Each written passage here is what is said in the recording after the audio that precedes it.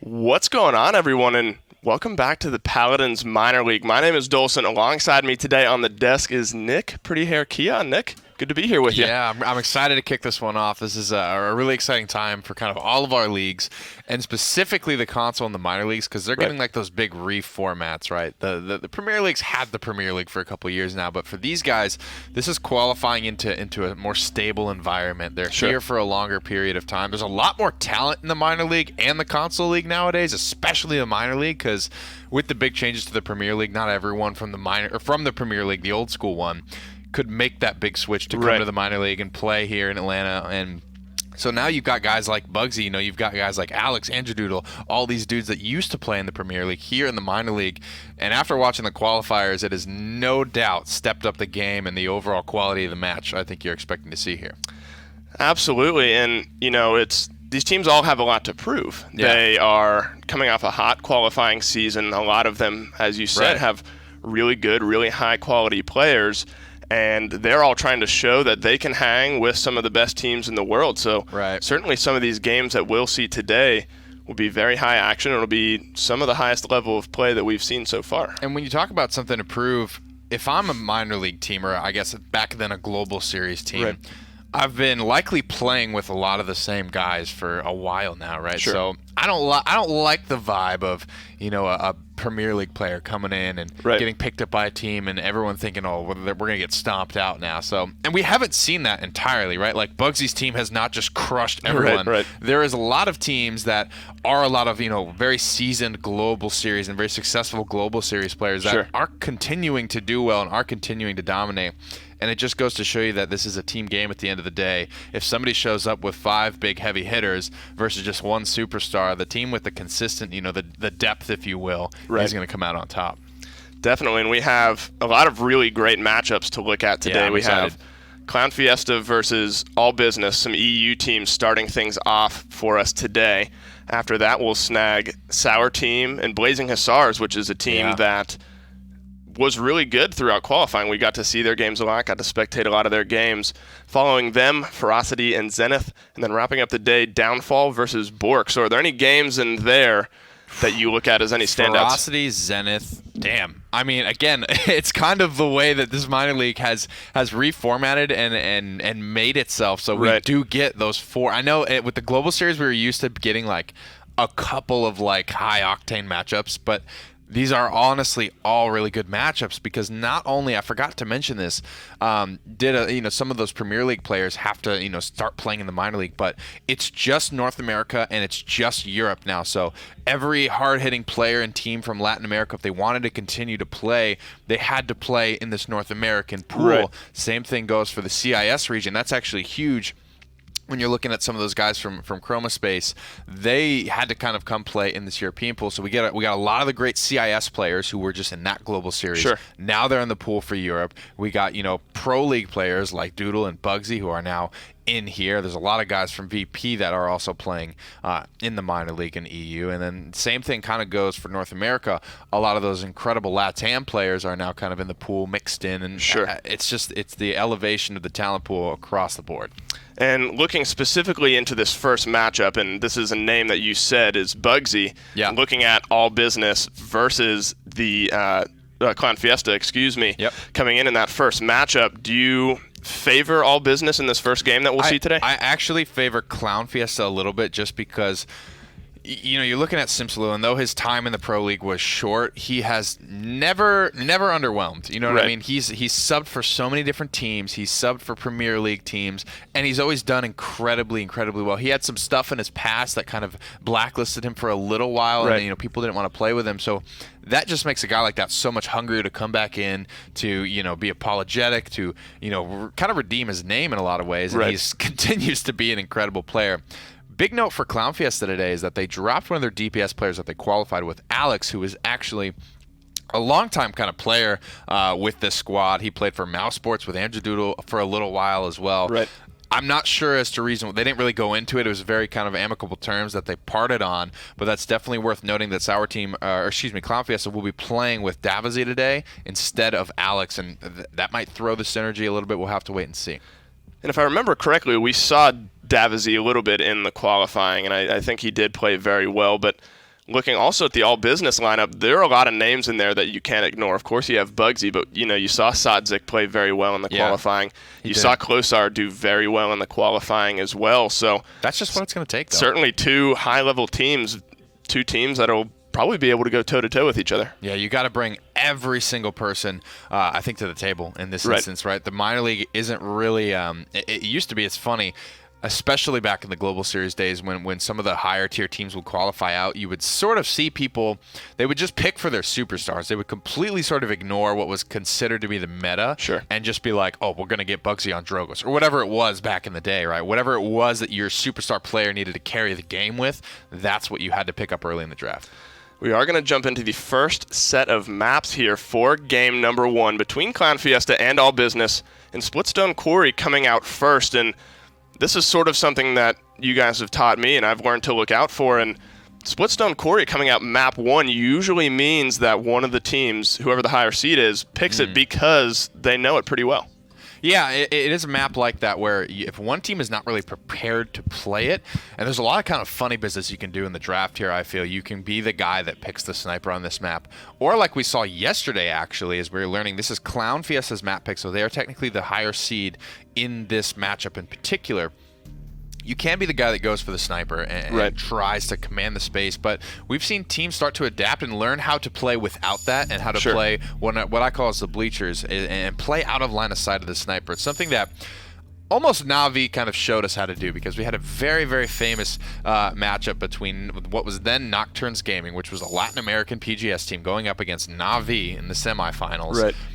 And they have this incredible sniper player named Akatse, right? And he was just welcome here. It was game 7, right? Everything's on the line. Nobody's exactly comfortable anymore, so everyone's just kind of picking comfort picks. So he picks up a sniper, and Na'Vi does a great job fighting out of line of sight.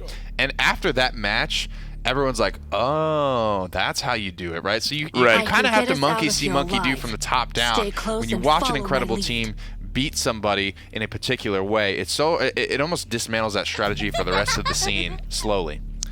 We do see tank-heavy bands coming out from both sides as well, the Bomb King, and you imagine you'll see slightly different picks and bans than we saw yesterday. Yeah. Some champions being favored higher on PC versus on console. Initially, what jumps out to me is the Eevee pick here. Obviously, a very popular PC pick. ClownFiesta able to grab the Eevee very early on.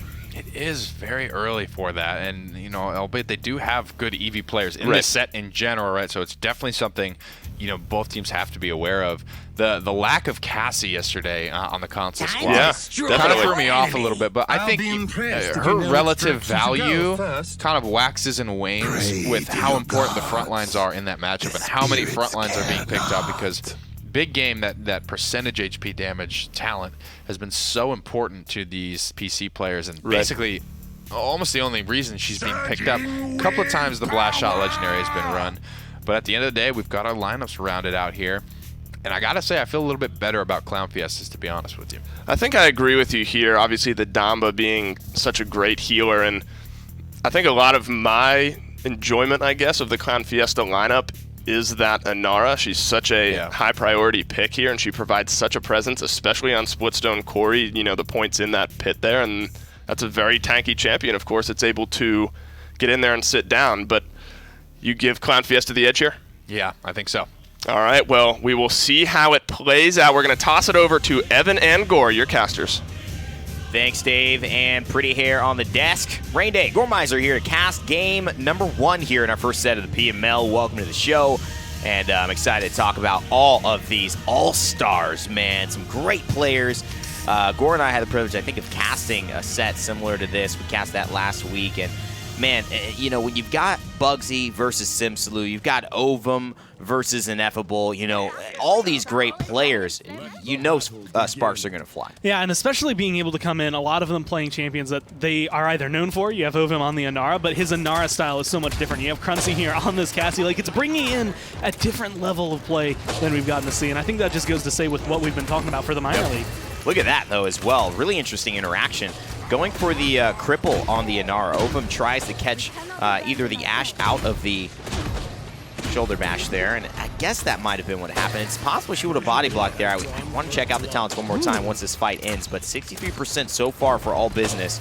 They have tried to take control of this right side and have done a great job. Bugsy getting super low, but the Solar Blessing healing them back up for now. And that's been just the story of the fight so far. Every single time Cruncy can get them low, there's no one to quite finish him off. Bugsy almost and still barely being able to escape it, but finally gets taken down. But they've already lost first blood, 93%. Oh, and I like this aggressiveness. Cruncy actually goes towards Ineffable, and that was exactly what he wasn't wanting to see. He gets the kill on the healer in the backside, and Simslu as well finds the full amount of pressure they were looking for. Maybe just a quick glance at the scoreboard to see those talents yet again for the Inara. And yeah, she is running Mother's Grace, so it was just a good body block. So Ineffable has to be very careful that he doesn't try to get too far ahead of himself there. The shoulder bash just getting personally blocked, and that causes trouble. There again, another block. This seems to be the theme of the day.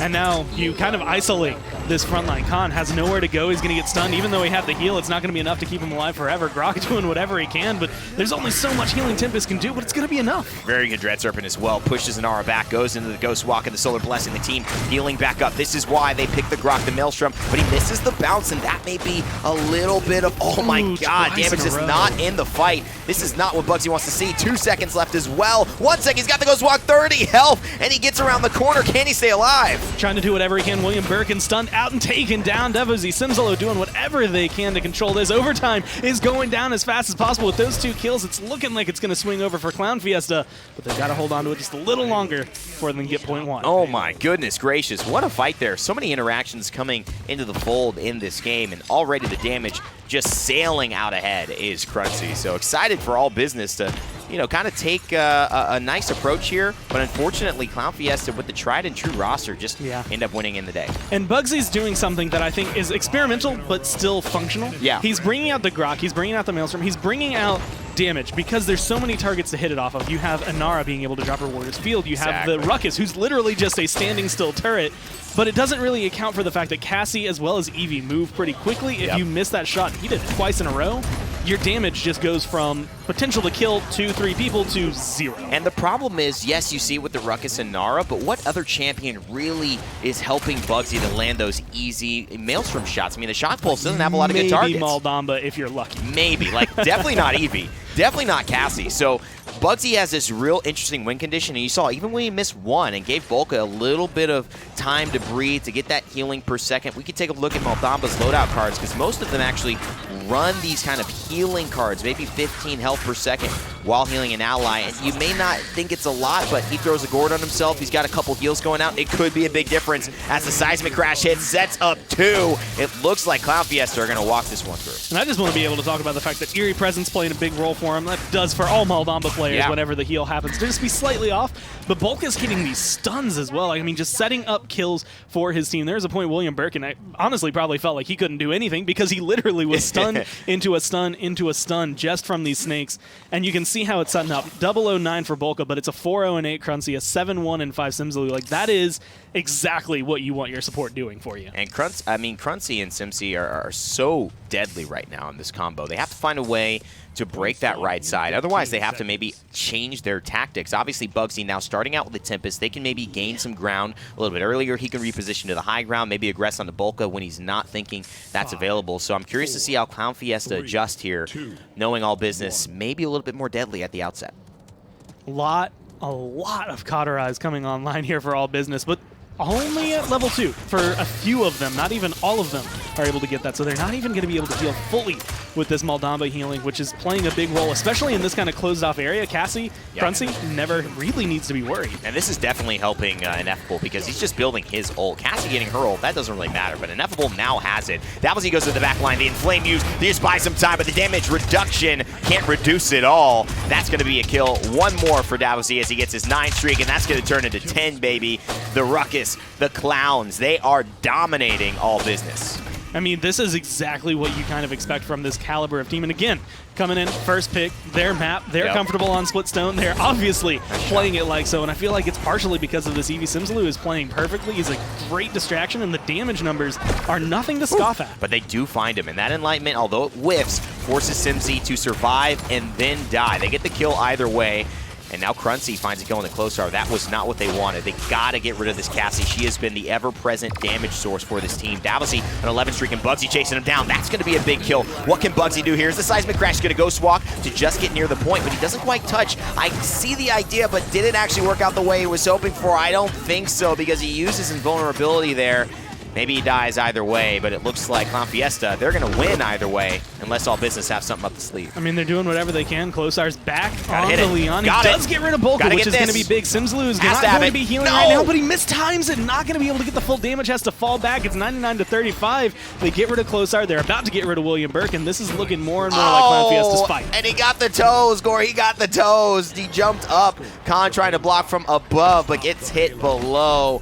That is just rough to see. They were so close. So many min-max moments, but I mean, Cruncy, Simsy, Ovum, these guys are playing at just a high level to where they're not making any mistakes. I mean, you're going to have to earn this. You're going to have to take this from them. I mean, the way they were playing, even just looking at some of the small things, that ghost wall timing. Yeah. You know, Bugsy doesn't quite get it the way he wants. He immunes the stun from the Seismic Crash for Inara, and then immediately when it comes out, Bolka hits him right in the face with a snake. Like, there was no getting out of that alive. There was just prolonging the inevitable for him. And that is probably the worst feeling, because everyone on ClownFiesta is just firing on all cylinders. Yeah, I mean, it's like you die now or you die in 5 seconds. Either way, you're going Doesn't down. matter to us. And that's unfortunate there that he was in that position. If he would have just had a little bit more support, maybe William Birkin and him had their timings right. But that's the thing. Dablesy, and you look at Simsaloo, they have been so aggressive. They have taken kills. They have put people out of this fight before they wanted to, and it has thrown off the synergy of All Business. Right now, ClownFiesta are 3-0. It is the very last 10% of this push. Inevitable has to do something now. Doesn't quite have the ult charged up,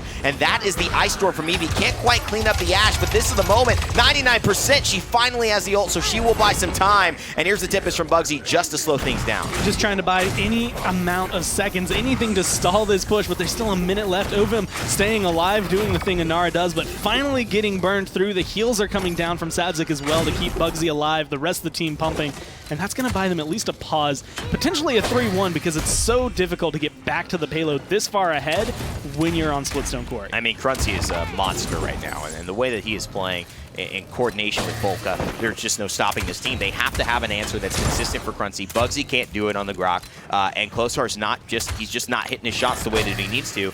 And part of that is because Simsaloo is distracting him so much. The Enlightenment from Closar has gone to Simsaloo twice, missed twice. So that's where Closar's mind is at. And again, he's low. Dablesy trying to add the pressure. 28 seconds left. All Business looking for their first point, but they have to hold strong here. This is honestly a great spot for ClownFiesta. They're about to have a Dread Servant. They're about to have a Hexafire. Like, they're charging ults right now. They're preparing for an overtime fight, but Cruncy goes down really early on, and that pulls out so much of their damage from under the rug. I think you're going to see this game totally shift if we see more of those moments where Cruncy gets a little over-aggressive, or maybe somebody makes a play. This is a totally different ClownFiesta team once that happens. Simsaloo, he's still going to restart it, but look at Ovum. Look at Bolka. He goes down again. The pressure isn't there, and if you can alleviate that, things could change.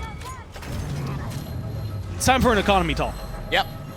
When you get a point in Paladins, when you capture the point, you get 300 credits. So right now, ClownFiesta is 600 credits up per player over All Business. Yep. But All Business have been able to get kills, damage, and just enough point contention that they are starting to get those cauterized threes online. And that's where you start to look at that last fight. You start to look at where Ovum's standing, where Bulk is standing, what they're trying to accomplish, and how they just aren't. They just aren't doing the same thing anymore, and that is because Ineffable, because of Closar being able to apply that 90% anti-heal onto them.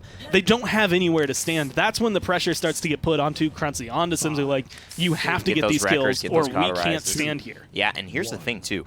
Dablesy, you see that play? We didn't have the cam on him, but he gets a triple kill, essentially. He wins that fight by himself.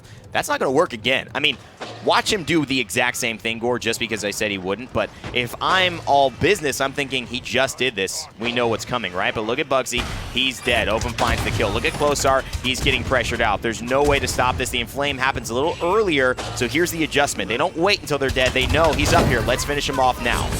Oh, this is forcing good. the Ashold on the high ground. I mean, that's going to be good. It. Even if he goes down, that's going to be comfortable for them because they still have control all around. They're getting pressure onto Closar. They're winning this fight, but they have to get rid of Ineffable. They have to be able to body block him right into the damage, and that's just going to set the team up for success. And it's possible, you know, just that, the ability for him. Oh, this is bad for Simsy. They didn't clean him up, though. He gets stunned immediately. and William Birkin and Ineffable just feel like they aren't quite on the same page. I see one of them going in at a time, and they just aren't having enough sustain like the Inara does to be able to hold the point. And this is where I think Cauterize is going to play a big role. Every time that Solar Blessing Beam comes through, that healing is going to be way higher. This Hexafire is not going to be able to accomplish anywhere near as much because of the fact that Ruckus is now just supplying damage from this Grok to the rest of his team. Really smart switch up to Davisi, but right now Bugsy cannot get onto the point to touch. He gets the overtime, but this is so unfortunate because Cruncy is there with Bugsy, and he does not have any cooldowns. Volca finds the kill. ClownFiesta find the win. Game 1. What a start to what will be a super fun set. Trust me, we've watched these players for years. We know they're going to give us a show, and that certainly was a great opening act. And a lot of that fight towards the end, the reason that doesn't go 4-0 is going to be Cauterize 3 towards the end. Like, just barely getting enough credits to be able to buy it, and unfortunately not in a good position to use that for the last fight. So all business, the presence is still there. I think they just need to change up the draft. Absolutely. I'm excited to see how they make adjustments. I'm excited to break down this game, but we're not going to do it for you. We're going to send it back to the desk with Dave and Nick to see what happened. Thank you very much, Evan. We are going to do it for you here. Alongside me is Nick, and Nick, that was very close to a 4-0 there for ClownFiesta. I know you were feeling very confident about their lineup going into game number 1, and that came out to play here. And it's not because of the champions were bad that were drafted for all business. It's just that for ClownFiesta, I could look at it and I say it's very clear what everyone's job is here, right? You're going to have Damba and Nara on the objective, and it's all taken care of there, and nobody has to turn their back or even think about doing that.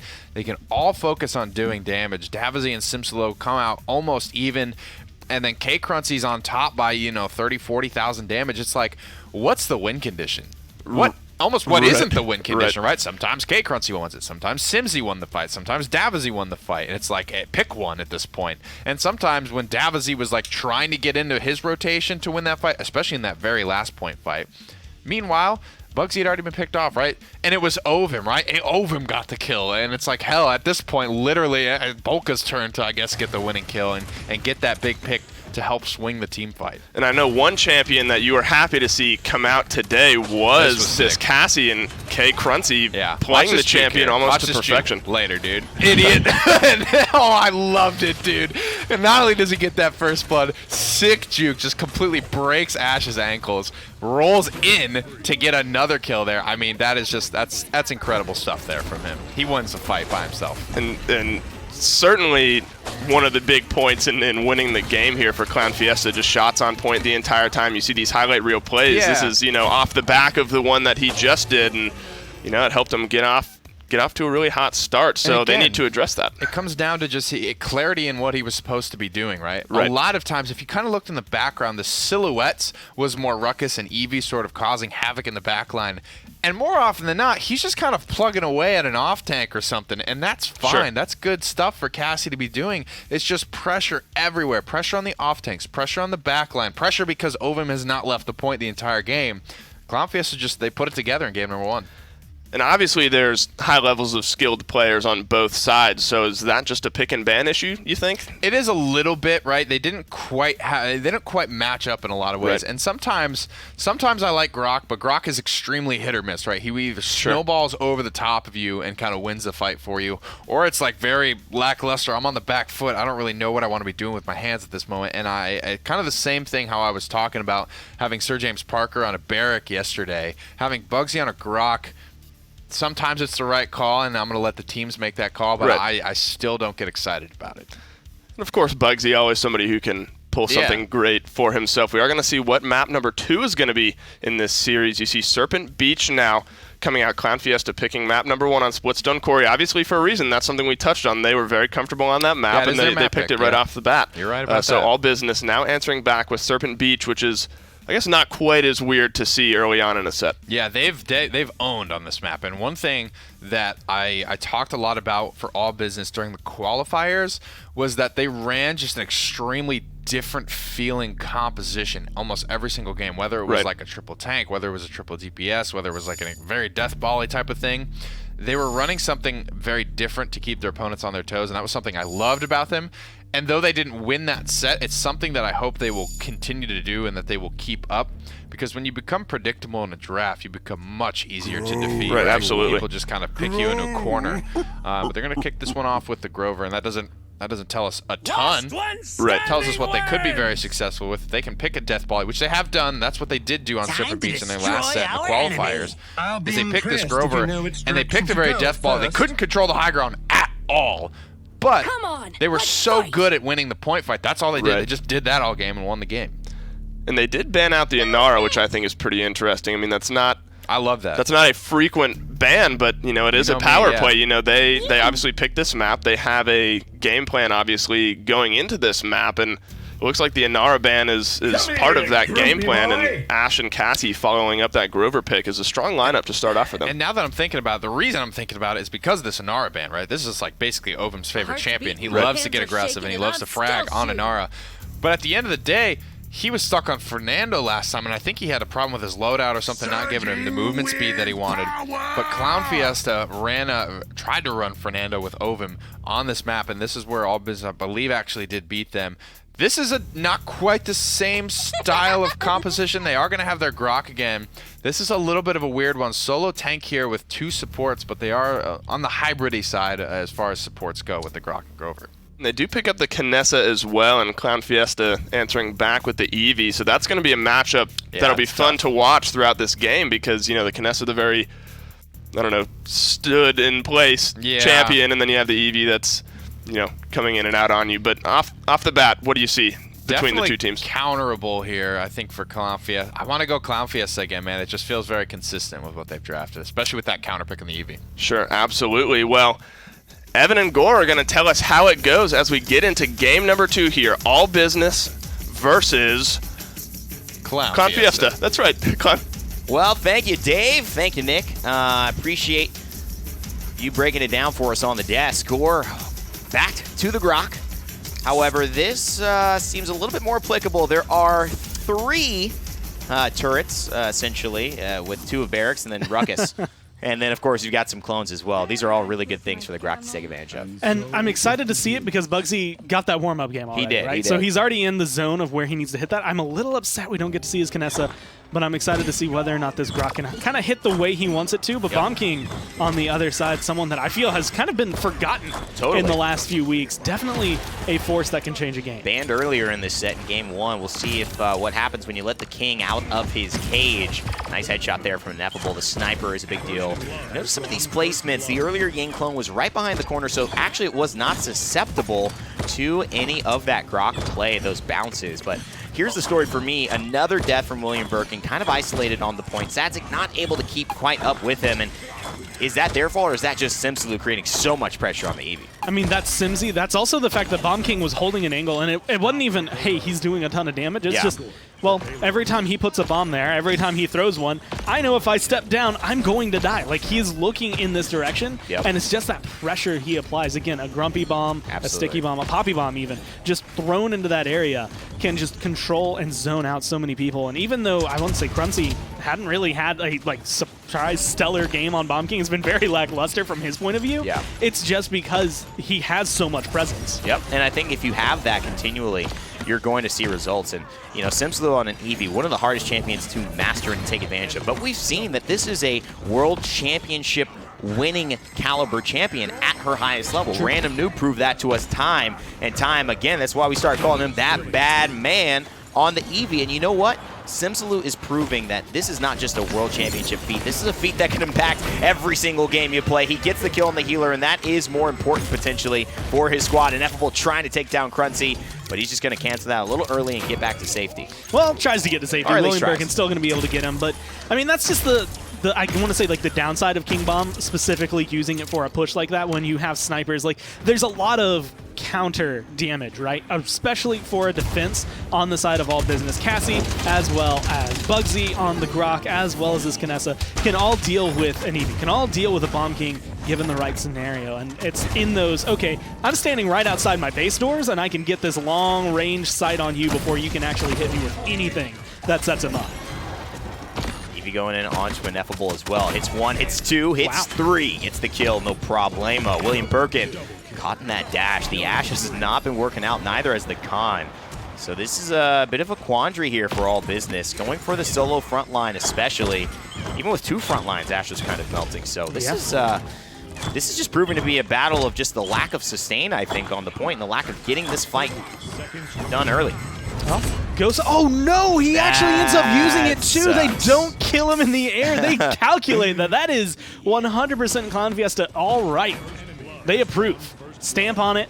They love that play because there is no Ash ult at the beginning. It doesn't buy any time. It doesn't keep overtime going. Like every single thing that William Birkin wanted out of that ult fell flatter than flat. I don't even have a word for that. Like, it just did not hit any expectations, and you can look at the slash lines on All Business and see exactly what's going on. It is Simsaloo, Crunchy a little bit, but mainly Simsy on the one side, just kind of giving them the business. And you know what? That's kind of what Simsy likes to do. This has turned into a little bit more of a spread out, I think, matchup than I would have assumed, especially now that you're going to what we would all assume is All Businesses lineup and map choice, because ClownFiesta, most likely coming in with the higher seed, had that first selection on Splitstone Quarry. So things have not slowed down whatsoever. Bit of an adjustment, though, and a much more aggressive play, but he gets two with the Ice Storm. And again, William Birkin is going down. It's like a sale on kills for William Birkin, and it's like 100% off. And not only that, but I mean,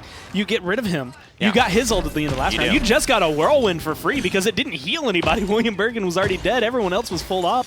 So 81% to nothing. All Business have no frontline presence to get in. And finally, when William Birkin touches down, everyone just turns and looks at him. I mean, it's just, he died. I mean, it's so unfortunate. He's got two healers, and it's just so tough because Sadzik can't get there. And I don't know what the call is. Say, we don't want to go with you. They know he doesn't have his ult, so he knows he's just going to essentially die by himself. So is this a tilt? Is this a lack of coordination?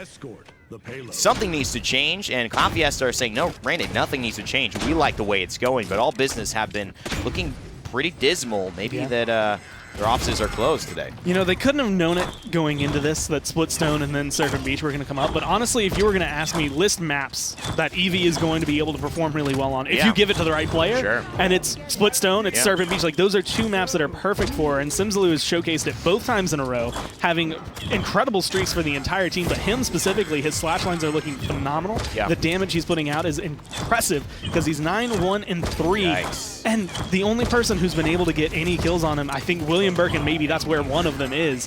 Otherwise, it's this Cassie. The Kinessa is just not having that impact. I mean, that's a problem. You can't draft the Kinessa and go 0-5. I mean, you've just failed. You've lost the game. That's your win condition.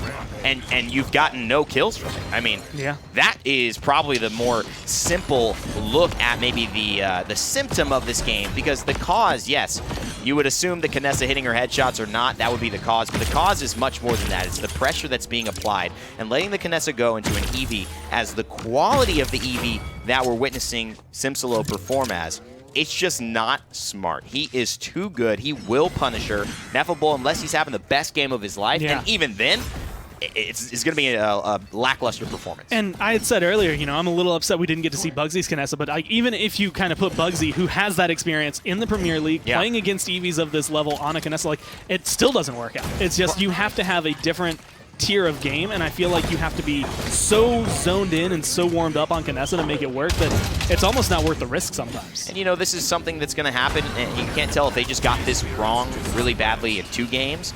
Maybe it's the Grok, maybe it is the Kinessa at this point, but right now, ClownFiesta have just kind of stuck with tried and true, and they also are just playing extremely well. You can't say that it has to do with just bad matchups. Simsaloo's just hitting every single shot. Unfortunately, this doesn't look like it's going to kill. Bugsy's going to go down here in the process, and William Birkin isolated by himself. He'll be the last man standing. The Hexafire just to secure it, and this should be a victory for ClownFiesta, and it is. I mean, I think you can brand that with a yikes TM. Like that just, you're going to a map that you seem to feel confident on. You have a draft that still looks pretty all right, and you aren't able to perform the counters to the level they needed to be performed. Like, yes, Eevee, especially when played at that top level, I think the counters drastically drop. Like, okay, Kinessa, if you hit that shot, it's going to be great, but hitting that shot on a target doing this is incredibly difficult. So difficult. And, you know, it seems like things are getting made a little more difficult than they need to be for All Business. ClownFiesta, though, they are handling theirs. Let's send it back to the desk. Break down Game 2, which is, again, a huge win for ClownFiesta. So ClownFiesta winning even bigger this time. Yikes TM. according to Gormizer. They've been and awarded one yike. I don't think I disagree with that. And one of the big matchups that came to play on that map was that Eevee Kinessa, and our casters were breaking it down there at the end, but Kinessa just couldn't find space, couldn't really find the way to get into that game there. Yeah, that's. I almost don't really know what their win condition was. They had kind of a strange little draft there, right? When you're running as a Kinessa, especially on Serpent, if you don't have anyone to chase down who you've shot, right, who you've gotten that initial poke onto, I don't know how those kills are going to be happening. The biggest problem is, honestly, you've got ClownFiesta playing extremely well, but then when you throw big missed ultimates, the Ashe ultimate was half a miss, half an outplay there with the Poppy Bomb midair. Right. Sensor out of contest range and the payload rolls through, but you've also got a Grover ultimate that comes through too late in the next point fight. So big whiffs like that, it's a death sentence. There's no way in hell you win this game with ClownFiesta playing the way they're playing if you're not getting any value for some of your ultimates there. And I mean, the Kinessa held her own damage-wise. I mean, she was right up there on the charts, but didn't find, and this is something we keep reiterating, is the important damage, and that's something you said. Ineffable sets up the kills, but there's no follow-up. It's hard to find. The cleanup on those kills and the slash lines here reflect that pretty well, I think. Yeah, Closer never able to get in there. He's really the only one I could look at as he's a guy that could close a gap. If Ashe is creating space in front of him, maybe they roll over it. I don't know. But, it's not working. Simsalu's slash line was great, and he played very well on that Eevee last game. I mean, you could attribute it to potentially a better matchup for him. He had a lot of stationary targets to go after, not too many threats coming in for him, but nonetheless, played very great. There's that Miss Grover ultimate, and that's a good thing that I wanted to kind of point out, is it didn't feel like Simsalo was putting an inordinate amount of pressure on Kinessa. Sure, he kills her some of the time, but in that previous clip, he's taken down an Ashe because he just knows, like, she doesn't have ultimate. And he was just wherever he needed to be, exactly when he needed to be there, like a wizard tends to be. Sure. But it's just great stuff from him all around, right? He's not really pigeonholing himself into, I'm going to play this way. I'm only looking for Kinessa because that's what Eevee players do right now. He's kind of like, all right, I'm going to play this game right now. She doesn't have ult. She's a good target. I'm going to take her down. Simsalo setting up his own kills as well. Really great sequences from him. And it's hard to really pinpoint it again. I mean, I know I asked you after the first game, like, is this picks and bans? Do you still think that it's potentially just different lineups for them? Yeah, all business, they're switching gears heavily in every single draft, and that could help them. It could hurt them. We will see what map number 3 is going to be here for this matchup. It is going to go back to all business's pick here, so they are going to select to go for Jaguar Falls, another map that most teams have in their repertoire, and a team that most teams should be good at because you see it very often. It's kind of funny to say, but despite the way it's gone so far, if you want to run Grok, this is the map I like Grok the best on. Right, this is when people are likely to be pretty clumped up with each other. Don't maybe come out with it super early if you're all business. Wait and see what happens with ClownFiesta. I do like the Inara, man. I think that's the right way to go against ClownFiesta in particular because Ovum is so good on it, and that's just such a comfort pick for them, but they're going to get rid of the Ruckus this time. Maybe because they want Inara. Right. They might want Inara, and I'm sure we'll see in these first few picks here. But about the Grok, I mean, we've seen Bugsy twice on that Grok, and you hope that his confidence isn't too shaken because, as you said, this would be a good map for it. You do see the Inara come out first here for all business, so the high priority tank coming out on their side, Ashe getting answered back with for ClownFiesta, so some high priority tank bans coming out and then 2 high priority tank picks starting things off here. I really like this for all business. I think that, whether they wanted to, ban Inara, pick a Ruckus, or ban the Ruckus and pick the Inara in this case, I like what they've done. They've gone for the Solar Blessing Furia as well. So this gives them a little bit of utility, and I kind of like this instead of a Domber, right? Because with Dread Serpent and Seismic Crash, it's kind of the same thing. It's a low to no damage AoE CC. But with Furia, you get the Inflame. You get kind of what that Grok was bringing. You're getting a ton of move speed and a little bit of extra bonus damage as well. So cool stuff all around, and potential for this sort of wombo combo team fight to come through. And Bomb King makes it out of ban prison, so finally he was in the last game as well. I take that back. But another Bomb King coming out here, and he was able to find some success in that last game, but ClownFiesta looking to turn that into a 3-0 sweep. Xin and Cassie rounding out the all-business lineup, and Shaolin, an interesting pick here for ClownFiesta. Definitely interesting. Feels like a little bit of a comfort pick, Sure. but this ClownFiesta lineup, very, very big, very, very tanky, right? They're going to be able to sit around this Grover very, very well. I don't know where exactly Shaolin's going to sit at, but I still like All Business's draft here. Well, All Business definitely has something to prove here, going down very quick, 4-1, 4-0, back-to-back, but we got to see how it plays out here in Game 3, and the guys who are going to tell us how it goes, Gormizer and Rain Day. Thank you. Here on Jaguar Falls, Game 3 could spell the end of the first set of the PML in 2019. And I don't know, Gore, what are you thinking? Are they going to bounce back with this lineup? This is probably the best bet they've had. I would say all set. Everything feels very comfortable, right? Bugsy's back on Zen. It's not doing anything that's out of the ordinary. You have Inara, you have Furia. Like, that combo on its own is just self-sustaining. So you have all the right tools. It's whether or not you can use them appropriately here. You have to deal with a Bomb King and a Shaolin, which I like on this map because of how many places you can find a stun. Definitely. But there is a good reason you don't see him often. And I will tell you this, Bugsy is a very good, just general player, and Zen is something that he's very familiar with. But right there, actually, really just kind of playing a little bit more cautiously, knowing that there's some damage around. Didn't want to worry about dying there no matter what. Throws the counter up in the face of Ash. And this is some good min-maxing from the shield. The 400 damage isn't enough. Daviz does go down.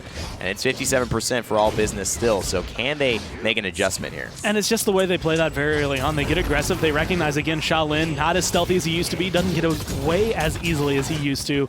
So it's a lot easier to take down and pinpoint whenever you get into a fight. And Inevitable presses that issue immediately. Says, you can't run away from me. I'm going to hunt you down. And, I mean, you have Inara Furia. You can't displace the point unless you have both your DPS looking at him. And Bugsy going to the backside as well. He's going to find Volca there, but Simslu is going to take down Bugsy on the Shaolin. William Birkin, though, has been standing tall and strong.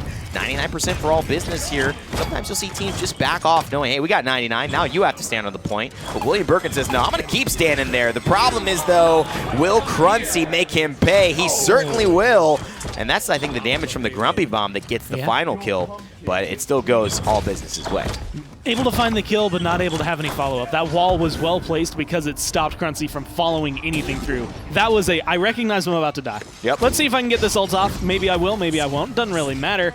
As long as you cannot come on and contest this point any longer. And this is, I think, where we start to see that fight. Cruncy is going to have to be the carry. Simslu, the last 2 games, has made it very easy for the rest of the team. Not quite so much so far on the Shaolin, and so that's going to put a lot more pressure, I think, on everybody else to have that. Oh, baby! Turn to 11 oh, he went he went to the top, and he slammed down the triple kill from Cruncy. Boy, oh boy, that was beautiful, and the quadra kill.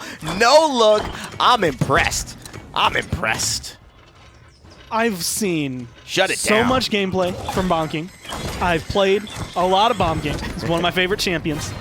I've never seen that kind of play come through. That was... I could watch that 10 times. Like, I could just 100%. sit here for the rest of the day instead of watching the rest of the minor league. I could just watch that play. So clean. That was perfect from him. And it's so unfortunate, but that's just going to buy them time for the defense. It's setting it up perfectly for him, but... Man, could you imagine that at a point fight? Oh, man, it's so clean. I love seeing Cruncy, that I love play. you. Because you know what? It's not often that you see Bomb Kings have these ults that are so good. You see them have ults that usually maybe they find a kill. Maybe they get a stun and set up a kill with some of the bombs. You don't usually see a double kill off of the initial ult blast. And then to follow it up with 2 more and then no look at the end. Ooh. I mean, late. So Poppy Bomb channeling your ult is a Bomb King trick that a lot of the pros will use because that's a really good way to get in a safe area to channel, to go through your start animation, and then bounce right into it. Yeah. I've never seen anyone bounce over this wall, or even when they do, it doesn't happen that often enough to make that big a difference. And the fact that you land on 4 people who are just waiting for you, like it literally was just raining a giant bomb from the sky and playing like that. I mean, Cruncy obviously knows the map very well to be able to accomplish that. I mean, and I feel like he almost had a little bit of that like wall jumping tech. I'd have to see the replay again. I hope that's the replay we have set up for the next round, but in my opinion, for the rest of the set, just keep showing that replay again and again. You know, I'm going to give him credit. I think somebody else might be able to pull off a nice play there. Bugsy looking to try and find Simsaloo. He's going to jump right back into the Solar Blessing and pressure out Ovim here. And that's good damage, 1,100 before he knows it. And a counter just to save himself. A Billow as well, another King Bomb. So Cruncy, you can tell, just channeling so much damage. But he's going to get stunned here. Can he stay alive? Bugsy whirls away. He's got another counter. Gets some damage off onto the support. But it is not enough. He is firmly protected by the Bomb King, who maybe missed a little bit of that Poppy Bomb, or maybe just wants to avoid the Cassie. I mean, at this point, just doing whatever he can. Overtime's going to burn through, and that's who they needed to burn down, was William Birkin. Once you get rid of him, even if Barrick, let's say, gets onto the point, touches it, keeps the overtime going, it's a lone Barrick. Yeah, maybe Fury can hit him with a beam. Maybe he gets some bowling ball shield resets, but it's not going to be enough. And this man, I mean, landing on them, I think as much as I like the quadra kill, I actually think the thing that impressed me most with that is the bounce at the beginning. And Did he actually get the Poppy Bomb kill? Did he get the Poppy Bomb kill? Was that even more ridiculous? I don't know if he detonated his bombs. When he put that Poppy Bomb down and it detonated it, that 150 damage might have killed Nef. Oh my god. That was a Poppy Bomb. That's actually the most style play.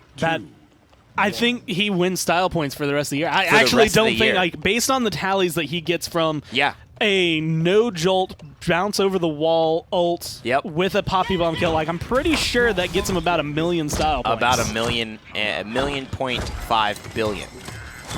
Because we don't really have a real count for style points. I have no idea how to calculate like a jillion style points for you there. Seismic Crash coming through from Anar. She's like, what about me? I got some style points. Did he do it again? No, he just backed himself up. It just kind of looked like it.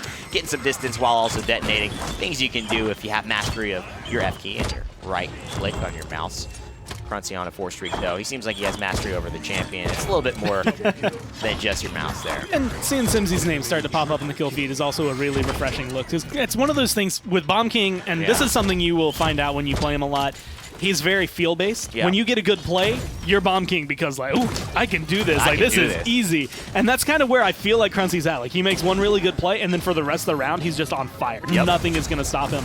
And then being able to say, okay, new round, I have to start off a little fresh, a little cold. But now Simsalu's helping me out. We're balancing each other out again. It's making this fight a lot easier. They're trying to group up for the Solar Blessing, but I don't know if it's going to arrive in time, and it certainly does not. William Birkin, he's going to sustain, but man, getting knocked back out of that with no movement skill, that's such a good counter from Davizzi. I love the timing. Oh man, he's been playing really, really well today. We talked about the sub and how that would work, but it seems like it has flown so smoothly for ClownFiesta, and this matchup has gotten easier. It has gotten easier with the introduction of Davizzi, so great stuff and just great awareness. He's been such a pain from the Ruckus to the Ash. He's everywhere he needs to be. And constantly applying pressure. Never really backing off too much to the point where it's like, oh, he's having no impact. Like, every fight I've seen, he's had something to do with it. He's either been in their face much like this, or he's hitting shots from a little further behind. Like, even on Ruckus, he was causing a huge distraction. Right now is Ash maybe in a little bit of a tough spot, but he's going to be able to stay alive and still put on more pressure. I mean, look at how much they've just been looking at him, right? He's still alive. That entire time he was, you know, in between maybe 1,000 to, 1,500 health. You know, a couple of good shots from either a Sha Lin, well, if you're comparing it that, but let's say the Cassie blast shot, or maybe like a Zen hitting 1-2 strikes with that sword. But no, just didn't go down, and that's the beauty of it. William Birkin now getting very, very low as well. ClownFiesta want to push this thing through, and Simslow finding one good shot. That's going to make it difficult for All Business to stabilize here. I mean, doing whatever they can right here. A dome shield off in the corner, not on the objective, but that is just to stay alive. Ineffable getting the beam heals is going to be good, but Bugsy can only take one more shot. Does Billow away.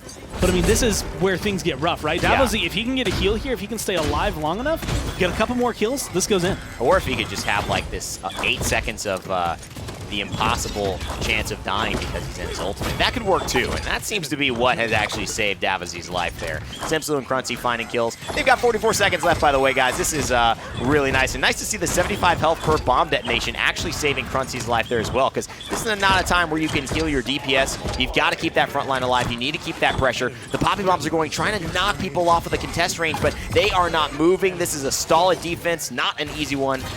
by any means, but it has gotten the job done thus far. That came down to being a war of attrition, and it was just one unfortunate look, and I have to throw Cruncy under the bus for a second just because I see Bugsy go down to one hit and use his spite onto the Grover. You see Cruncy look to the right, throw 2 bombs, then look back at Bugsy right as Grover ends up dying. I don't know if it was a communication issue, if it was just a visual thing. Maybe he was thinking, let's just try to push it in. Right. But the minute they lost their healer, it became a much more uphill battle for them. They were just, how long can we last until Grover can get back? Well, can we last long? Totally, Gore. And the thing is, they need a heal now. They need something. They need a contest. He's going for it. They committed everything. And there's the double stun. Who's going to get out first? The damage, is there for Cruncy. And somehow they are turning this back around. It seems like the Grover is there with enough time. 106 health, but the 75 per detonation keeps him through the hard times in the middle. And oh boy, they play all business like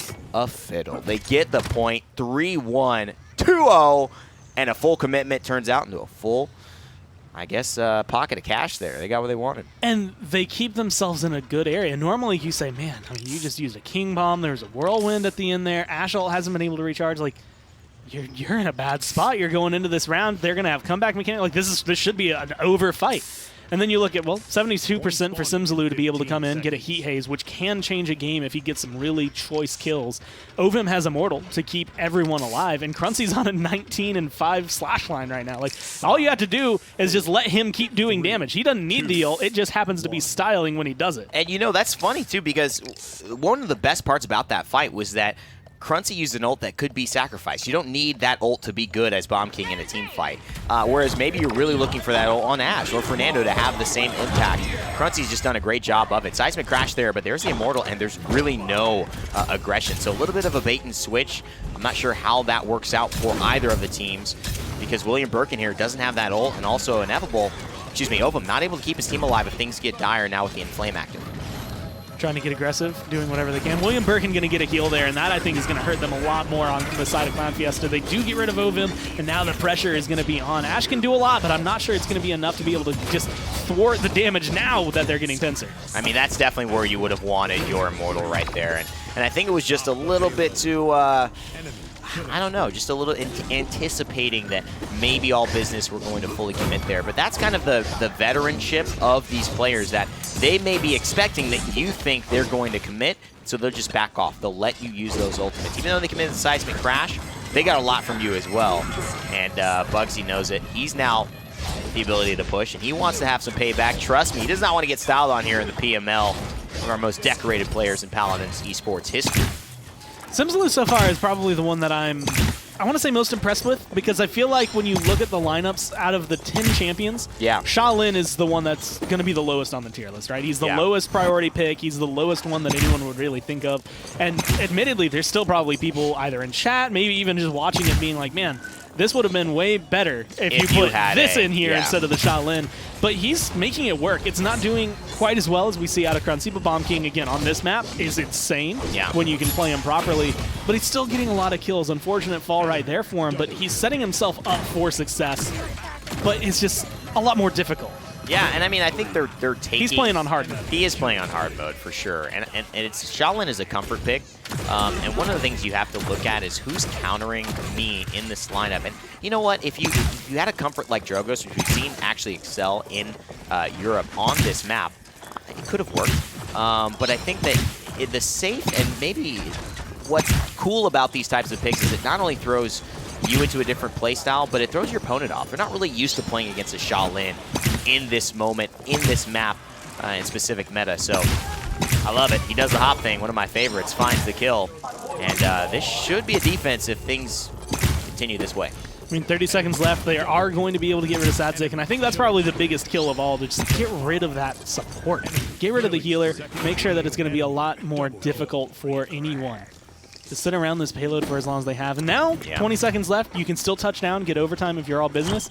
This is where it comes down to how well can you zone, how can you dismount, like what can ClownFiesta accomplish? And this is a pretty good start, but you do see, I think, Anara still mounted up in the side room. Yeah, she's waiting, and this is important. Anara, I mean, she does not have any movement closing abilities, right? So the fact that she had to get dismounted here means that she's just got to walk. Can she physically even make it? There's stuns, there's body blocks. She's going to get there, and that's actually a really good use of the wall to just hop her forward, but the The problem is that's one of her biggest defensive tools to buy time, and that Solar Blessing is going to be a little late and off the mark. King Bomb here just to guarantee the defense, and that's actually a very poor King Bomb, and I'm wondering why he fully committed there. The pressure was mounting apparently, and a Heat Haze also being called out, but Simsalu's going to go down. This is a push. Wow. And just like that, All Business tie it back up. For the same reasons the plays they made earlier were insane.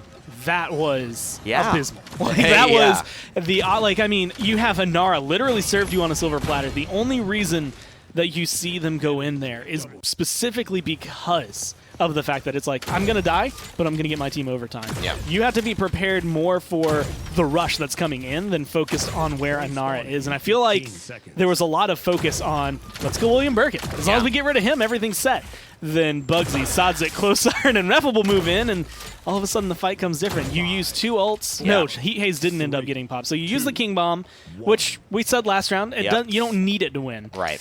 But it sure as hell helps. It sure as hell helps. That's true, Gore. And now they've got 5 versus 4. The only thing missing is the King Bomb. And again, that's why it was unfortunate. But because they didn't pop the Heat Haze, it must have just been a very quick withdrawal coming through from Simsalo. And they're in a decent position to still do well in this fight. And the Immortal is here. And that was something Oben missed in a moment like this. But he can't get it off. The damage is too strong. He doesn't see it happening from William Birkin. And now the momentum has shifted, Gore. The Inflame coming through. They cannot win this fight. Crunchy is low, but not out. And Bugsy looking to zone from the front side, but Dablzy, you have to worry about this Ashe coming back with her ult.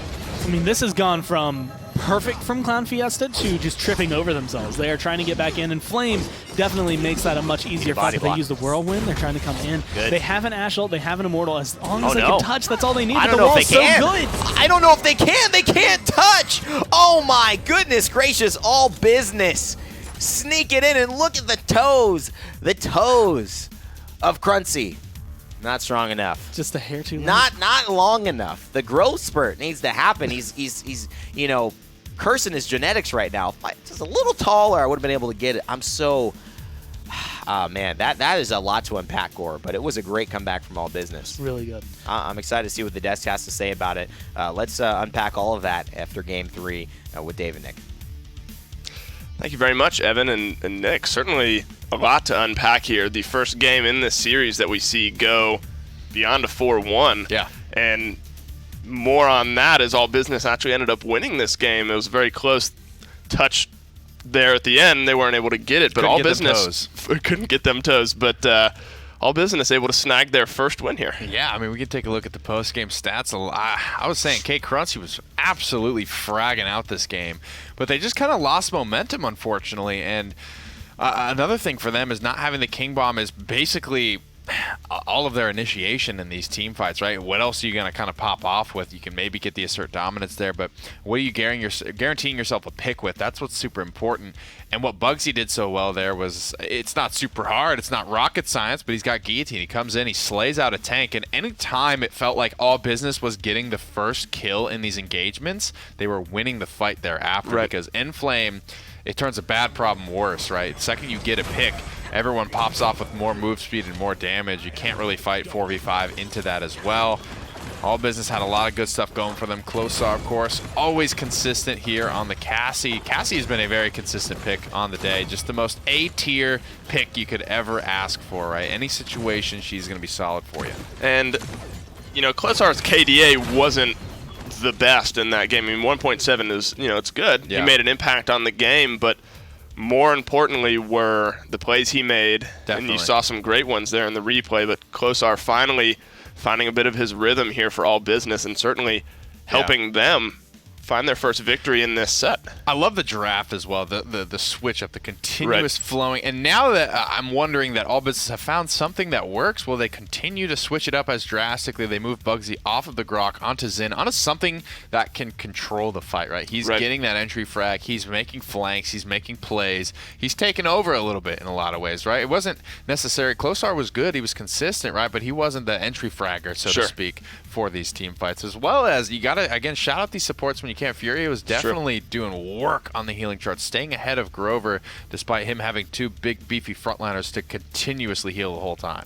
And you make a really good point about Bugsy. I think he was on the Grok games 1 and 2 and wasn't really able to find his rhythm, and then you put him on a bit more of a carry-style champion. You know, Grok has that potential, but Xin just outputs so much damage, especially in the hands of somebody like Bugsy. So I actually really enjoy that pick from last game. To further echo your comments, he did such a good job utilizing the kit that he was given. The guillotine was a really good way to look at it. It's almost like it's a pseudo dragon punch, right? When we don't want Drogoz, but we kind of want what he brings to this fight with his ultimate, right? We want that free pick, and that's, again, that was the critical key element. Anytime it felt like All Business was getting that first blood or the first frag in any of these engagements, they kind of went on to win it. Right. So All Business with a great showing here in map number 3. As we look ahead to map number 4, ClownFiesta going to pick out the Stone Keep here. Do you like this map pick? I do, but there's a lot that I feel like you can run here, which isn't untrue for Jaguar Falls, and that's where I don't want All Business to outplay themselves here, right? They know kind of what was working for them. I don't really think the Guillotine Xin is something that's going to work on this map in particular. There's just a little bit too much up-down for Xin on this map for him to work in that capacity, right? And I don't know that ClownFiesta will pick themselves into a spot again where Guillotine Xin is going to be working heavily against them. They had two big, beefy frontliners in Fernando and Ash, both of which had big immunity ultimates that can't be used while locked down, so the Guillotine was a very good answer to both of those picks. ClownFiesta will go for the first round of bans, and they get rid of the Bomb King, which has been working so well for them. They say, you know, worked well for us, but it can certainly work well against us. So they go ahead and take him off the board there, and the Grover and the Torvald, pretty standard bans there. We saw Grover make his way through a handful of games this morning, but Torvald sort of seems to be in ban prison here. As I said that about Bomb King incorrectly earlier, but Torvald not going to be able to see the light of day. Makoa as well, rounding out our bans, but Inara, first pick. She's been a strong choice throughout this series. And I don't know if you grab it here, but Ruckus has been very important for ClownFiesta. They go for the Khan, and Khan Ruckus definitely would struggle a little bit here. I don't know what they're going to run as their point frontliner. It's been Ash. It was Ash on Splitstone course. So this is the same type of front line that they locked down for themselves on Splitstone. They've been going to Solar Blessing Furia all day as well, which is that healer and that talent can turn almost any frontliner into a now point frontliner to contest Inara. I wonder if ClownFiesta will take it away. Bringing out the big guns. But so far, no, supports have not been definitely deciding. One thing they haven't really looked at is Pip. And Pip has traditionally been a pretty decent answer to Inara in ways that she can take over the game. So you do see the Furia come out on the side of All Business instead, and I actually do think this is a good pick for them. You know, you have the tankiness of the Khan, you have the tankiness of the Ash, and then you have the Solar Blessing on top of that, and it's more traditionally paired with someone like an Inara, since that 6,000 per second heal is so huge, especially on the healthiest champion in the game, but works just as well on two tanky champions like Khan and Ash. So I think I do like the Furia pick here. Xin, Ying, and Pip rounding out the lineup here for ClownFiesta. So Pip coming out, just like you said. I think, unfortunately, it's just a phase too soon. I think All Business may have looked at that. They haven't looked at it at all today, but get to the point, and again, this is a very high ground centric map. Pip has somewhere to shoot down on someone else the entire time. The point fight, the payload push, all of it. It's going to be Willow, who's, again, same principle applies to her, but she's not really able to sort of seize that high ground for herself. Or I can see a timeline where Pip goes bouncing in, Evil Mojo's 3 or 4 people who are all clumped trying to take the high ground and punishes that heavily. I think ClownFiesta have locked themselves in a winning draft, however. Well, time to see how both lineups play out here. We're going to send it over to your casters to tell us how it goes. Here's Evan and Gormizer. All right, Stone Keep, here we go, baby. It's game number 4, Gore. How you feeling about this one? I am happy that Willow's come through. I feel like Willow kind of got forgotten in the past, right? Oh, she did. She did really well, and she's great at what she does, which is just, I'm going to stop you from healing so much. And then she just disappeared for a little while. And now I think this is a very good time, a good map to pick her up, and a good scenario for her to work out in, just to try and deal with the healing Bulk is going to be dumping. What I really like, too, about Willow and what I dislike about her is, like, when she's good, everyone plays her all the time. She's so important. But when she's bad, people, like you said, they forget about her. Like, they don't even touch her. They don't think about her in a draft. They don't ban her. They don't pick. It's like she just disappears. And I hate to see that for my girl, but I'm glad that she's getting her shine on by Klosar here. And Blast Flower is no joke. Getting those stacks on, a big health target it's going to be dangerous. But right now, Simsaloo is probably the biggest danger, as well as Davazy, who helps find 2 kills to start out this fight. And the pressure is going to be unrelenting here from these 2 damage dealers. I mean, you can't really stand in a dead zone if there's no dead zone available. That's true. If Willow's nowhere nearby to be able to shoot it out. Both front lines, every time they step out, are going to be feeling the brunt of the damage. Simsaloo onto a pick that he is so familiar with, a pip that has been so good to him in years past, and it's still looking good. Oh, man, but the problem is, even though Bugsy challenges this, he can get damage, but he can't heal himself. So that's where Pip just is such a good damage dealer when he's flipped onto that role with Catalyst. He just is able to take any 1v1 without fear, knowing that he gets the bonus damage, he's hitting harder than you, and he also has basically a second life if he needs one. The life exchange and, of course, the illusory rift healing. I mean, that's just added on top if he ever needs it. Hey, pop your ult, Yang, I could use it in a fight here, but he usually doesn't. And the one thing, Nick was actually discussing as a counter for Inara, it plays really well for ClownFiesta here too. The Evil Mojo, which is going to stop this Ashe, stop this Khan from really feeling like they're as tanky as they are. You be able to pop them just like that. What makes you say so? And they just kill them off. There's nothing a Furia Beam can do about that. I'm going to need some proof on that, Gore. I don't think I've seen that actually happen. So, yeah, I'm just going to say the verdict's out on that. I did not. That's still in the conceptual phase. Still trying to figure out if Ashe and Khan would actually melt if they were ulted by a Pip. It's just very hard to verify, It's very difficult, 1 in a million. So I hope we see it one day. William Birkin, though, on the Khan, hasn't had the type of day on Khan that would make me value Khan as much. Ruckus and Davazy have been just unstoppable. I mean, whenever he's been on Davazy, whether it's Splitstone Quarry, this man has just been so hard to deal with. And that front line that can apply pressure to relieve some of the pressure that Simsaloo may face if he gets too aggressive.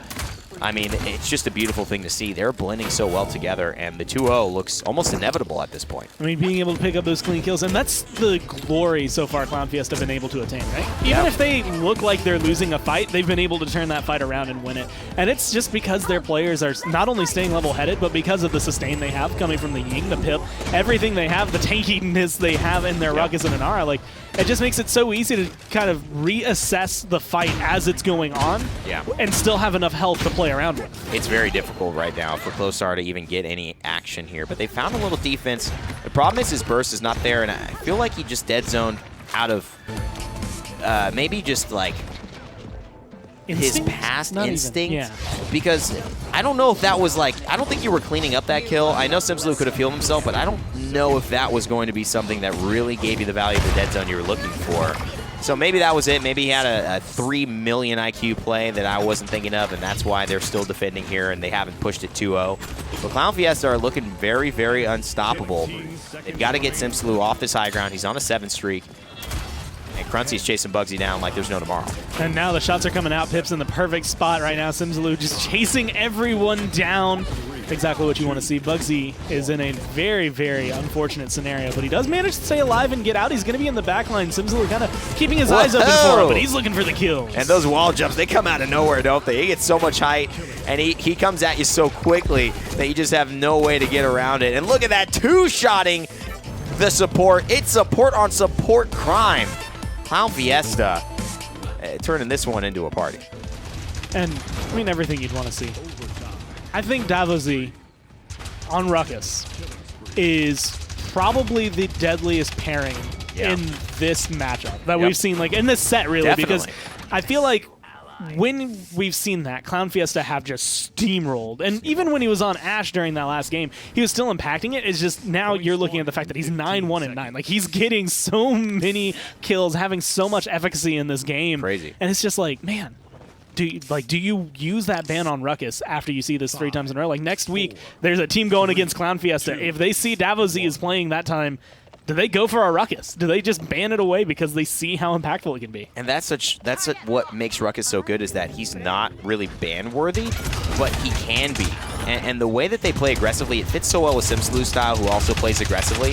And William Birkin clearly just, I mean, I don't know if they realize how Khan can sustain, but it's not that well when under this immense pressure. You've got Catalyst Pip. That's enough for a Khan to be scared. But you've got Ruckus and these missile launchers and the mobility of Davazy. I mean, 10 seconds ago, he was on the upper cathedral forcing people down. Then he found Birkin. Now he's killing Ineffable on the side with Crunchy. I mean, He's everywhere. Well, it kind of feels like All Business may have gone to the Alvin Path School of Teaching for Frontlines, where That's true. you are taught to rush to the objective, stand on it as long as you can, Until you die. Until you die, and then come back and try to re-win the second fight. And unfortunately, Until You Die is happening a lot sooner than if you were, say, an Inara, which is exactly, I think, where William Birkin is in the mindset of from last game. Yeah, and I think that's what worked for him, right? The problem is, again, I like this dead zone idea to initiate and preempt, but I don't know if it lasts long enough for Simsalou to matter. He's still in mid-fight. He hasn't lost enough health yet to be forced to heal, so it's coming out a little early for me, and I don't know if it's instinct or not. Either way, they'll have to try and do it without close R for the moment. The Willow hasn't been the surge of effectiveness that they've been hoping for here, but Simsalou has certainly mastered movement on the Pip. It's one of his favorite characters, and he's doing some great work with it as they now know they're going to win the point and start to offensively zone for their tanks. And the trust and communication in this team is apparent. And the reason I'm thinking that is that last Evil Mojo comes through, it hits Willow, and I can't even remember who the second person was because I'm thinking kill Willow. She's right in front of you, Simsy, like that's all you have to do. Simsy jumps down to chase the other chicken. Yeah. And while he jumps down, this rocket just happens to fly over his head and kill off the Willow. And it's like, how did Ruckus, of all people, like he's not even in this fight. He's nowhere nearby, but he knew where to put that rocket to get that kill. Simsalou knew he didn't need to pursue it as badly as the other one, and that kind of communication, that kind of target switching is just such a high-level execution threshold that I'm impressed they were able to pull it off. And it's so good because there's three things about the Ruckus missiles. One, it's burst, right? It's three of them. So if you miss one, you still have a second chance. The third thing is that it's the exact amount. If you do hit all three, because they don't really have any fall off, you kind of like can hit to the side, still basically do all the damage. They're the exact health of a chicken. They're 1,500 total burst damage that he's got at the ready for that Evil Mojo. So at the start of a round or mid-round, if he just knows it's coming from Simsy, he could be ready to attack and make sure nobody stays alive. That's why they've been so good at securing these chicken kills. No one's getting away with 200 health here. That 500 health rocket burst is coming from Davazzi. And just being able to set it up, you walk him down. You don't have to worry about William Birkin pretty much all game.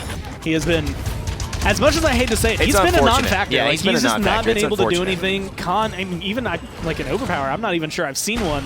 If it came through, he might have missed it, seeing him at 36%. So it's just an unfortunate scenario to be in if you're a frontline for All Business. Yeah, and he's going against some of the best in the business. So, I mean, every frontline kind of pales as far as their matchup against Ovim. Ovim always shines in the frontline role, and we've been not talking about him too much. It's been the new guy, Davazzi, coming in to this squad, invigorating it, energizing it, and just playing out of his mind.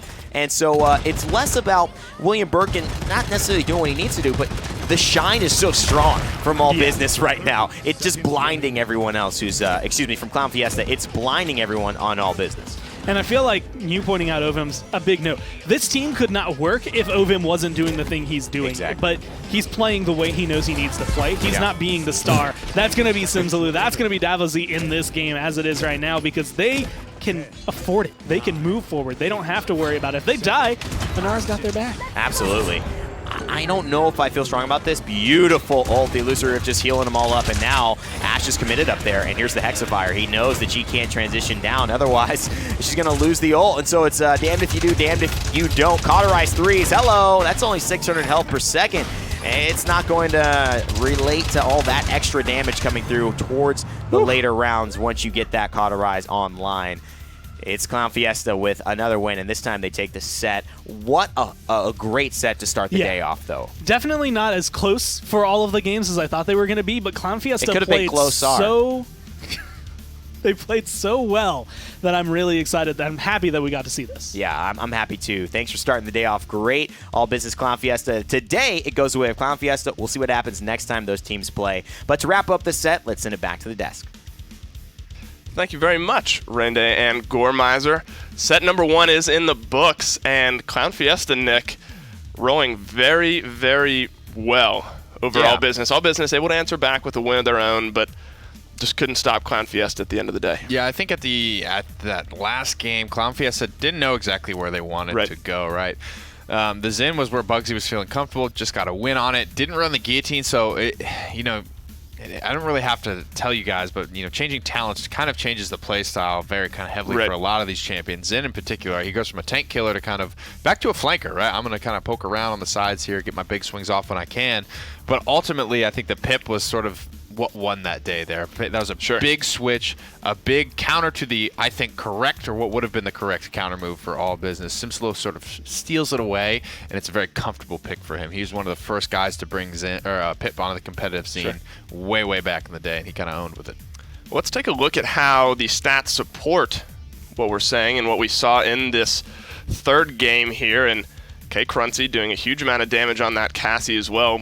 Biggest damage in the game, and an 11 streak. But you got to look at Bolka as well, the 23 streak on the Ying, and not able to get taken out, and that could be a difference maker here. That's a surefire way to make your game difficult, is to not be able to slay out the healer. Quick shout out again, the caster's definitely gassing him up a little bit, but Davizzy fits very comfortably into this lineup. I don't know if it's because he's the new guy on the block. He's not ready to be respect banned out, but I mean, he was incredible on the Ruckus. He plays this off-tank role very well. Maybe that's part of what went into the decision to bring him onto this roster. Alex is a great player, but if he's going to fit comfortably into this off-tank role, Davizzy that is, right, maybe he's just a better fit for this roster in particular. Alex could find a home somewhere else and really take off, spread his wings, but Davizzy seems to work out extremely well here as he's 15-3 in the final game. And I know it's kind of hard to summarize all the games we just saw, but what would you say gave ClownFiesta their true advantage over All Business? Why was it, in a way, so easy for them to do as well as they did? Their drafts were really rock solid, and it was only through incredible play on that Serpent Beach. It wasn't an out draft, right? I think it was just because All Business played better in certain team fights on Serpent Beach that they were able to come away with the win there. I don't know who the draft mind is. I would guess Simsilo if I had to, but I don't know the inner workings of this team. But judging what I saw from on Twitter, that was kind of behind the announcement of adding Davizzy and you know getting rid of Alex. That was all from K. Cruncy, right? So I don't know if he's sort of taken up the a leadership role on this roster, if he's the captain or whatever it is officially on paper. But he seems to be a guy to sort of look up to, I think, in this. You know, he played a little bit in the Premier League. Hell of a player. I think he top damaged every single game, even the one that they lost on Serpent Beach. He was incredible on the King, incredible on the Cassie. He had some great highlight moments as well. If you have a guy that can not only lead the team, make decisions, rosters, stuff like that, but then get in game and carry as well, I mean, that's the whole package. That's a very valuable asset to this ClownFiesta team. So K. Cruncy MVP for you for the split, definitely, for the set, rather. For the set, yeah. So definitely firing on all cylinders, and K. Cruncy being a huge part of that, as you just said. And so we had the Poppy Bomb kill, but we also, it was on Splitstone. It was like he got the first blood on the Grok, juked the Ash, killed, I think it was Leon, and then turned back around and killed the Ash. He had some hotness today for sure. It was close, right? Because we had the Poppy Bomb kill, which I believe is this play, comes over the top, absolutely tomahawk dunks two idiots, kills the third, and then kills the fourth. This is 100%. This has got to be a Poppy Bomb kill. He sticks him 4 times. Could have got the kill like that, but wanted to go for max toxicity with the Poppy Bomb. Toxic, man. Ban him. Just kidding. Great stuff there. God, a lot of style. A lot of style there in the Poppy Bomb. And that's just too much offense to deal with, really. If you're All Business, you can't deal with somebody who's playing that well, and it's hard to play around somebody like K. Cruncy, who is going to be playing well on any damage dealer that you give him. You saw him, like you said, you saw him do well on the Bomb King. You saw him do well on the Cassie. And superstar performances have such a rippling effect on the game, because if it's one guy at that moment doing so much, you have to kind of focus. You have to deal with that threat that's immediately in front of you. Well, anytime somebody is getting distraction and getting value in that way, as well as getting kills, you have all these other incredible players on this lineup. If nobody's looking at Simsilo, then he's going to step in like he did on Serpent Beach, and he's going to pop off and he's going to kill everyone. So it's so difficult. And again, it's why now in the minor league you have to bring a full, complete package, and ClownFiesta certainly have shown us that they can do that. Absolutely, bringing a high level of play into here. So game number 1 is in the books for us today. We are going to jump to a quick break, but stick around. After the break, we have Sour Team versus Blazing Hussars. You don't want to miss it.